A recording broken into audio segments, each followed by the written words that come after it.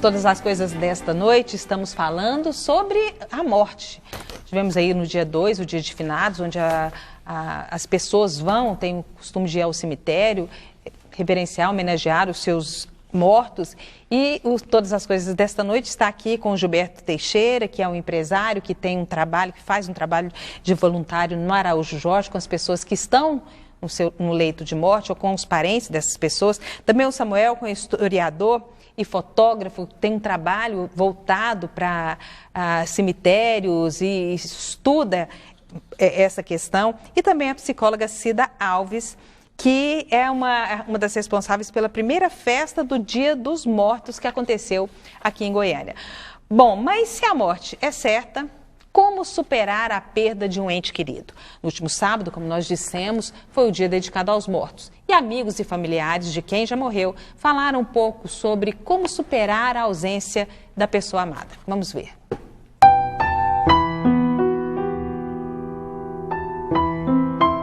Muita gente vive como se a morte não existisse. E enquanto ela não chega para alguém bem próximo, a preferência é nem pensar no assunto. Aproveitar o momento, né? Porque quem sabe amanhã. Uma coisa é certa, todos nós vamos morrer. Mas lidar com a morte de um ente querido não é fácil, e muito menos seguir a vida. E nos resta a pergunta: como lidar com a morte? A única forma de lidar com a morte que eu entendo é pela fé. Eu acho que você tem que acreditar, né, no Criador e para, evidentemente, nessa fé você se fortalecer, que a vida continua e nós estamos aqui de passagem. Tenho certeza que a nossa vida continua após a morte. Não tem como superar não, porque eu já perdi pai, perdi mãe, perdi irmão e sinto saudade até hoje. É uma coisa que é do coração, não tem como falar assim. Você tem o tempo, você fica assim, mas você não esquece. Dona Neuza veio visitar o túmulo da irmã e revela: não é possível superar essa perda. Isso não supera não, só fica na mente, né? Isso não tem jeito não. Dona Maria da Glória, que também perdeu a irmã há 2 anos, confessa que sempre pensa e até chega a conversar com ela. E a gente tem que pensar que todos nós vamos um dia, né? E o que eu pude fazer por ela e ela fez por mim, nós fizemos em vida, né? Agora eu visito a sepultura dela, mas o meu coração está tranquilo, que a gente era muito amigas, viu? Porque a gente não pode esquecer, porque faleceu, vai esquecer, morreu mesmo, larga pra... Não, eu continuo e converso com ela assim, para mim ela tá ali por perto ouvindo, sabe? A Tereza perdeu o marido há 1 ano e ainda busca superar. Se você não tiver confiança em Deus, não acreditar nele, você não supera. Você pode lutar, mas é muito difícil. Você só recupera se você tiver confiança em Deus. Acreditar e que ele vai vir, né? Para nos resgatar, para ter a vida eterna com ele. Uma coisa é certa: para quem fica, a saudade e a dor passam a fazer parte da vida. Acho que a melhor resposta seria buscar a paz em Deus mesmo, né? Porque na Bíblia fala que quando a gente morre é uma alegria para Deus. É uma alegria morrermos para esse mundo e nos encontrarmos com Deus. Então, é um sentimento de esperança. Semente plantada. A gente ouviu muito essa questão da saudade, né? Mas a saudade, ela faz parte e ela é até saudável, né? Isso. Eu gostaria muito de falar dessa questão do corpo. A criança, quando ela perde alguém e é muito próxima, às vezes ela pode manifestar sintomas de perda de sono, dificuldade de comer, algumas dores físicas. Então é muito importante que os adultos, porque ela não sabe identificar por que aquilo está acontecendo, que os adultos conversem com ela, pergunte como é que ela está, como é que ela está sentindo, para ajudar inclusive essa dificuldade que aparece no próprio corpo. Porque a perda de um ente querido é uma dor física. Quem já perdeu alguém muito querido, a dor é física, não é aquilo que a gente imagina mental. É como se o coração tivesse sendo mesmo apertado. E as pessoas precisam falar. Agora, eu achei muito bonito uma das senhoras dizendo que ela se sentia em paz porque tudo que ela tinha que fazer, ela fez em vida. O que a gente observa acompanhando as pessoas que perderam um ente querido é, eu podia ter feito isso, e se eu fizesse isso? Por isso que a consciência da morte é importante, porque a gente não adia. A gente começa a viver as coisas como se aquele momento fosse muito precioso e que ele não vai voltar. Essa consciência da finitude é muito importante nós desenvolvermos, porque a gente vai adiando até que chega o tempo que não tem mais tempo para fazer o legado. Isso é muito importante, o sentido que minha vida tem no mundo. Né? Na verdade, em cima disso, a gente entende que a morte é como se fosse uma fotografia. Se eu tirar aqui uma foto da Suzete e da Camila, e se eu não observar o plano de fundo de tudo isso, né, a gente vê que tem aqui todo um cenário. Né? Então eu olho o foco Suzete, Camila, olho a Cida, olha aqui o meu amigo Samuel, mas no entanto existe algo em volta disso tudo, é o plano de fundo daquilo tudo. Então a morte, né, ela remete para nós o plano de fundo de tudo aquilo ali. Aonde é que a gente pode evoluir com tudo isso? Então, é dolorido? Sim. Vai chegar para todos? Sim. Mas existe um monte de pessoas vivendo como mortos. E talvez seja isso, e seja a grande esperança que nós precisamos nos remeter, é tentar viver melhor. Quem que a gente precisa alcançar para a gente poder ter um encontro com essa pessoa que possivelmente pode estar desejando a morte? Está na nossa frente, está próximo de nós. E o que a gente pode fazer? Às vezes, numa subida de um elevador, nós podemos estar cruzando com alguém que está descendo para ir tirar a vida. Ou subindo, ele está entrando para ir tirar a vida. Então, é uma das coisas que a gente acredita no leito da morte. Pessoas precisam ser transformadas por aquilo trágico que está acontecendo. Então, esse olhar para a morte é olhar para uma semente que se planta no coração com desejo de viver. É uma das coisas que a gente visualiza que as pessoas precisam reavivar esse sentimento de esperança, mas na vida, porque a morte já não dá mais tempo. Eu acho muito importante, cada comunidade, cada família tem uma crença, uma forma de ver o mundo. E uma das orientações que nós fazemos como profissionais da psicologia é que essa família fale a partir da sua perspectiva, tá? Como é que ela acredita o que é a morte. Mas é muito importante, porque a gente tem que trabalhar a tolerância religiosa, que fale que existem outras perspectivas de entendimento da vida, da morte, inclusive dos que não têm nenhum tipo de religiosidade. Isso vai desenvolvendo na criança uma perspectiva de alternativas, possibilidades, que ajuda ela a conviver com outras crenças. Nós temos muitas crenças compartilhadas no nosso país, então a gente precisa falar delas também. Aqui chegou uma pergunta, é a Ellen, acho que é sua filha, né? Ela falou assim, um beijo, Dona Célia, minha mãe. Talvez porque seja de coração. Ah, então tá. A Ellen está perguntando o seguinte, se vocês concordam com a lei que autoriza a pessoa o suicídio assistido, né? Eu até pesquisei aqui rapidinho e eu vi que a Holanda, a Suíça, a Bélgica e alguns estados lá nos Estados Unidos autorizam, né, esse suicídio assistido. E ela está perguntando qual que é a opinião de vocês sobre isso. O suicídio ou aquela situação em que ele já é um paciente terminal e ele quer antecipar? Eu acho que tem dos dois casos, é diferente, né? É diferente. Olha, por isso que a gente tem que discutir as crenças, né? A gente tem que viver dentro de perspectivas de direito. Para a pessoa religiosa, isso seria inaceitável. Só que para outras pessoas, dentro de uma perspectiva que não é, uma pessoa que não tem uma religião ou que é agnóstica, ela se sente no direito de abreviar o seu sofrimento. Normalmente é porque implica muita dor, muito sofrimento. Então, essa é uma discussão que a gente tem que fazer no plano do público. Ou seja, as nossas leis têm que ser geridas a partir de todas as perspectivas e não a partir de uma perspectiva religiosa. Essa é a minha posição. Mas assim, o que vale realmente é o que está na lei, né? E alguns países não autorizam a eutanásia, o suicídio assistido, né? Etc. Eu gostaria de voltar ao tema do suicídio. Você falou da boa morte.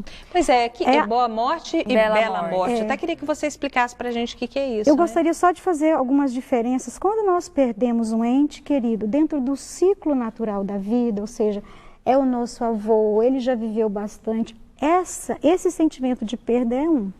Agora, quando nós perdemos alguém jovem, né, não está nesse ciclo, ou por uma situação injusta, né, eu estou aqui com a Marielle, né, isso tem uma outra conotação. Tá? Então, você não poder enterrar o seu mortos e desaparecidos na nossa sociedade. Eu acompanho mães que são vítimas de situações de violência do Estado, que os corpos desaparecem. Eu sou amiga de muitas pessoas que perderam familiares na ditadura militar. Quando existe esse componente da injustiça, da violência, uma morte que foi bruta, trágica, aí o sentimento da perda e a elaboração vai exigir muito mais delicadeza. Perder alguém para o suicídio também é muito sofrido. Então existem situações que para a pessoa que fica, que a gente chama de sobreviventes, é muito mais difícil. Ela vai precisar de muito mais cuidado, de muito mais tempo e de que, por exemplo, possa enterrar seu morto, né? É algo que as pessoas aqui na nossa cultura é uma tradição, né? Que você encerra aquele ciclo ali, devolvendo à terra aquele ente querido, né? E a tragédia é uma das coisas interessantes para a gente pensar, porque ela vem junto com a nossa cultura, ou seja, a nossa matriz cultural grega, né? Entre aspas, porque muitos não aceitam essa expressão, mas a gente entende que essa tragédia ela ajuda a gente a compreender, de certa forma, né, as condições que o ser humano desenvolve, né, enquanto cidadãos e etc. E eu fico pensando na importância dessa tragédia para que a gente compreenda o outro, né? Então, outrora, Jesus teve que morrer para a gente compreender o outro, né? Foi uma tragédia, né? Então, todo esse processo que envolve a cultura em relação à tragédia me ajuda a pensar, muitas vezes, em outras culturas, em outras possibilidades que nós temos para pensar outros conceitos e estudar essa questão da morte. Samuel, explica pra gente então o que é bela morte e boa morte. Então, a boa morte é aquilo que eu expliquei sobre o caso da minha avó, né? Então, a pessoa tem uma oportunidade de dizer tudo aquilo que ela queria dizer para todos, organizar a sua partida.